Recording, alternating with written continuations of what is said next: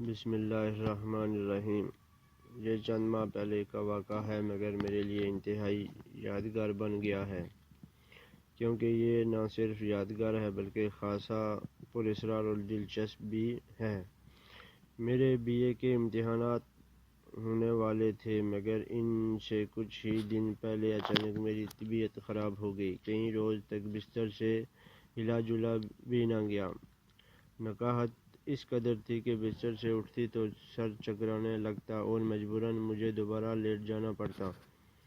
اس سب میں پڑھائی بھی ڈسٹرب ہو کر رہ گئی تھی۔ ڈاکٹر کی ہدایت پر مسلسل کئی روز دوا کھانے کے بعد کچھ افاقہ ہوا۔ اسی دوران میرا ایک ہفتہ ضائع ہو گیا اور کمزوری الگ محسوس ہو رہی تھی۔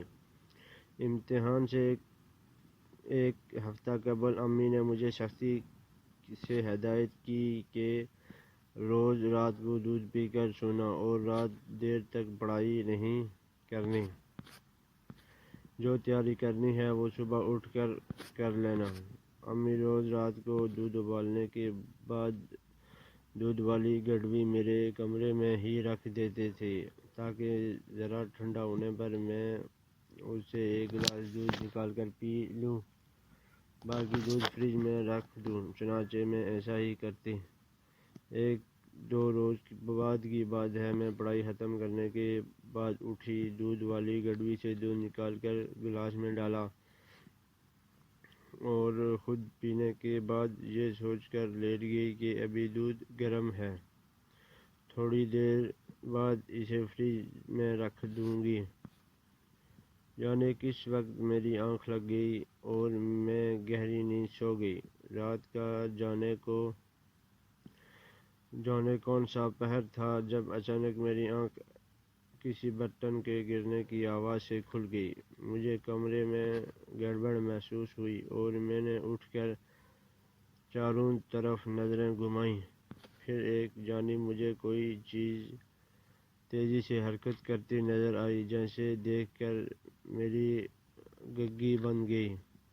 چھوٹی سی کوئی چیز کمرے کے فرش پر تیزی سے اچھل رہی تھی اور اس حرکت سے برتن گرنے کی آواز پیدا ہو رہی تھی۔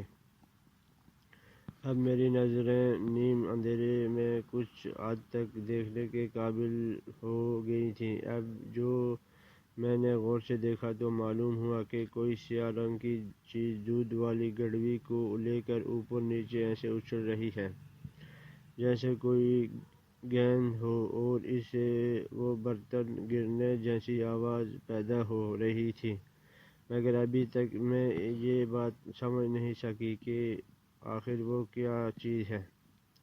اب شاید اس سیاہ چیز کو میری موجودگی کا احساس ہو گیا تھا اور اس نے زیادہ زور سے اچھلنا شروع کر دیا۔ میں اگرچہ بہت خوفزدہ تھی مگر نہ تو چیخ رہی تھی اور نہ ہی کمرے سے بھاگنے کی کوشش کی تھی۔ پھر میں نے ہمت جمع کی اور اٹھ کر کمرے کی لائٹ جلا دی۔ اب منظر واضح تھا، سو میں نے گڑوی کی طرف بغور دیکھا۔ اوہ! بے اختیار میرے منہ سے نکلا۔ سیاہ رنگ کی بلی گڑوی میں منہ پھنسائے بیٹھی تھی۔ اب چونکہ اس کا منہ گڑوی کے چھوٹے سے منہ میں پھنس کر رہ گیا تھا، اس لیے وہ اپنی جھنجھلاہٹ اچھل کود کر کے دکھا رہی تھی۔ کمرے میں ادھر ادھر اس کی بھاگ دوڑ ایک عجیب منظر پیش کر رہی تھی اور مجھے سمجھ نہیں آ رہی تھی کہ میں کیا کروں، بلی کی کوئی مدد کروں یا اسے پکڑوں۔ کچھ سمجھ نہیں آ رہا تھا۔ بلی اس قدر اشتعال میں تھی کہ اسے پکڑنا بھی ناممکن تھا۔ اسی دوران میرے کمرے سے آوازیں سن کر امی اور بھائی بھی آ گئے۔ اب سب کے سامنے وہی منظر تھا جسے میں کئی منٹ سے دیکھ رہی تھی۔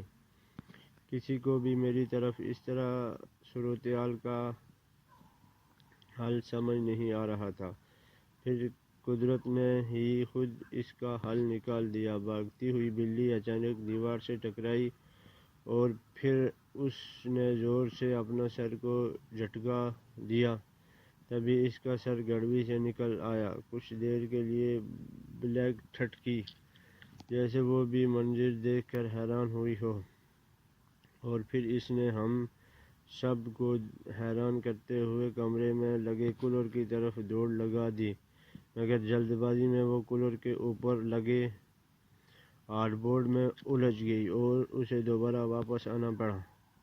اب اس کے تیور اور خطرناک تھے، وہ غراتی ہوئی ادھر ادھر بھاگ رہی تھی اور اسے راستہ نہیں مل رہا تھا۔ پھر وہ میرے کمرے سے باہر نکلی اور ٹی وی لاؤنج کی طرف دوڑی۔ اب بھائی نے آگے بڑھ کر ٹی وی لاؤنج سے باہر جانے کا دروازہ کھول دیا۔